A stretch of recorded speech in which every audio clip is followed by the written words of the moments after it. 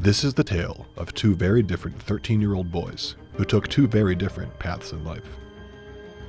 One, a stone-cold killer, and the other, the hero that helped take him down. This is the story about how a Southern California teenager, up way past his bedtime, became a key witness against the Night Stalker.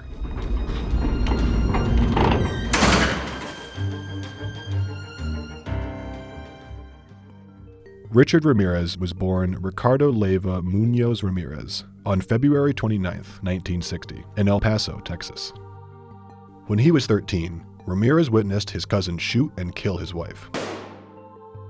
That same year, Ramirez started breaking into homes. After dropping out of high school, Ramirez moved his crime spree from Texas to Los Angeles. And on June 27, 1984, Ramirez's crimes went from minor to monstrous when he stabbed Jenny Vincow, a 79-year-old widow, to death in her Eagle Rock apartment. After 8 months of silence, he began killing again and wouldn't stop until he was caught. It would be a year that would be dominated by news coverage of the murderous rampage that gripped Southern California. He was known as the Valley Intruder, or the Walk-In Killer. But it was the name that the Los Angeles Herald gave him that stuck. The Night Stalker. And over the course of this year, the Night Stalker would go on to murder 13 innocent people. On Saturday, August 24th, 1985, the Romero family was returning to their Mission Viejo home from a family trip. Their 13-year-old son, James, was wide awake at midnight while the rest of the family was sleeping. The Romero family home was situated next to a steep hill and wasn't fenced in, so oftentimes animals would pass by. In the early hours of the 25th, James left the house to retrieve his pillow that he'd forgotten in the family camper. He walked past the driveway and heard the sounds of crunching footsteps coming from the gravel path to the backyard.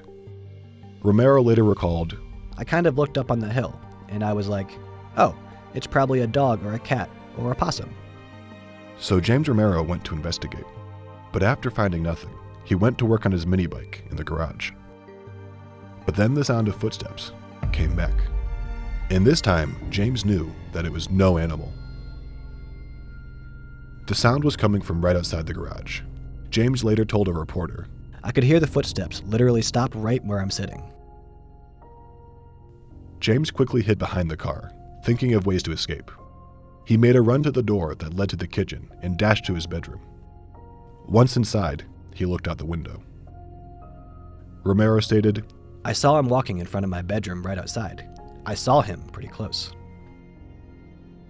In a moment of insane bravery, James decided to get a better look at this stranger. He headed back to the garage and past his father, who demanded to know why he was still awake. James filled him in on the events of the night and bolted out to the yard. From the yard, he made out the figure dressed in black, a members-only style jacket, baseball cap, and blue jeans.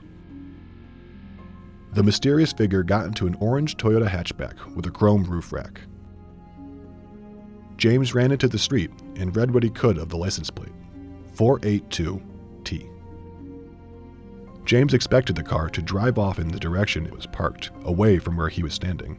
But instead, the man made a U-turn, drove right by James, turning his head and looking him squarely in the face. James ran back inside and gave his dad the details.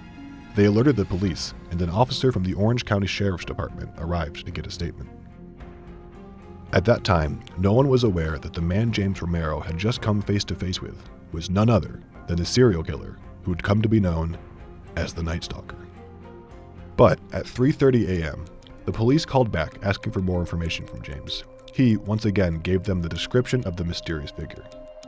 Then at 6 a.m., police turned up at the Romero home, wanting even more information from James after tragic reports of another Night Stalker attack just a mile and a half away from James Romero's house. Crime scene investigators began dissecting the Romero home. James proceeded to walk authorities through the entire encounter, step by step. The police needed James to look at a couple of cars in hopes of identifying the car he saw earlier, but neither matched James's description. When James got home, his parents came to the chilling conclusion that the man James had encountered that night must have been the infamous Night Stalker. And now, their 13-year-old son was a survivor and key witness who could help the police finally close in on the bloodthirsty serial killer. On the morning of August 27, 1985, the police found a car in the parking lot of the Rampart neighborhood of LA that seemed to match James's description. It was an orange Toyota hatchback with a chrome roof rack and a license plate that included 482T. The car was towed to the Orange County Sheriff's Department in Santa Ana, where James positively identified it as the car he saw in the early morning hours of August 25, 1985. The driver of the car had cleaned it of any traces of identity, but a new process from Japan allowed investigators to find an intact fingerprint on the back of the rearview mirror that didn't match the original owner of the car. They used this fingerprint to identify the driver of the orange Toyota hatchback. The fingerprint belonged to Richard Ramirez. They released Ramirez's photograph and name to the public on August 30th, 1985. One day later, on August 31st, 1985, in East Los Angeles, Ramirez attempted to steal Faustino Piñon's daughter's car while he was working on it. But the car rolled back and bumped the chimney of the house. Seeing the man now identified as Richard Ramirez, Faustino ran into the house and alerted the police. Ramirez then ran to another car, this time belonging to Angela de la Torre. She fought back, trying to keep the keys from him, but he punched her in the stomach and grabbed the keys. Angela's neighbor, Jose Burgoyne, ran over to help. Ramirez yelled, "Don't get closer, or I'll shoot you." But Burgoyne didn't see a gun, so he opened the door and pulled Ramirez out of Angela's car. Manuel de la Torre appeared with a steel rod and hit Ramirez in the head, sending him running. Jose called for his two sons, Julio and Ernesto, as backup and instructed them to not let Ramirez escape. They ran after Ramirez and pinned him to the ground. Neighbors flocked outside, shouting, "El maton, el maton," meaning killer in Spanish. A neighborhood of brave civilians banded together to catch the Night Stalker. Reina Piñon, the wife of Faustino Piñon, who called the cops, said of that day, "I was proud, yes, of course. The whole neighborhood was proud." The next week, the police went and got James Romero one more time. They needed Romero to pick Ramirez out of a police lineup. It was scary, but I felt obviously protected. He was in custody, and he couldn't even see me. James would later testify against Ramirez at a preliminary hearing. He would try to stare me down, and then he would wink at me. He was trying to get in my head. On September 20th, 1989, Richard Ramirez was found guilty on all charges and later sentenced to death. Ramirez told reporters, "Big deal.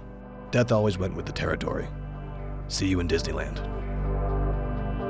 James Romero is now a father and lives in Phoenix. His run-in with the Night Stalker still haunts him. I still have nightmares. It hasn't been easy. I don't wish what I've gone through on anyone, but what I did possibly saved my family's lives. I'm a little more at peace with it now, but for a long time, I wished I was never part of it. The Night Stalker's gruesome reign of terror is the story of a sick man, but it's also the story of a brave 13-year-old boy that faced a monster in a neighborhood that banded together to take that monster down.